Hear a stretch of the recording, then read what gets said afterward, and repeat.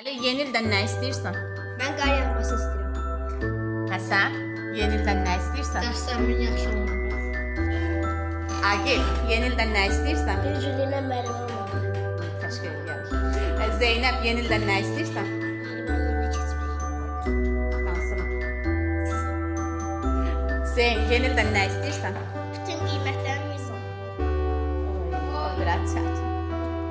Yeni ildən nə istəyirsən İffət? Ailemin ömrüne güzel olması. Əli, yeni ildən nə istəyirsən? Allahçı olması. Əlaçı.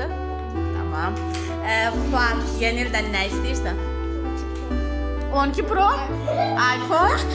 İnşallah təşkil eləyər evdəkilər. Kənan, yeni ildən nə istəyirsən? Elektrikli süper. Necə? Elektrikli süper. Eşitdiniz dəyilmi xanım? Rıza, nə istəyirsən yeni ildən? Əlaçı olmaq? Onda çox oxumaq lazımdır.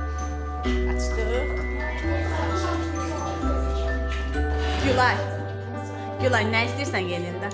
Ailemin daim yanında olması istedim. Ay inşallah. Nurgül, nə istəyirsən yeni ildən?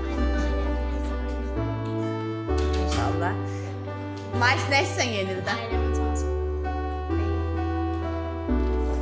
Nə istəyirsən Yusuf yeni ildən? PlayStation 5, iPhone 17 Pro. PlayStation 5, iPhone 17 Pro, ikisini də birdən. İnşallah şaxtaban gətirər. Ustadaki telefonu düzelsin. Ustadakı telefon. Telefon ustadadır. Neçə gündə? 11. Bir aydır. İnşallah düzələr gələr. Eşitdiniz valideynlər? Uşaqlar yeni ildən görün nələr istəyir təşkil eləyərsiniz bunları.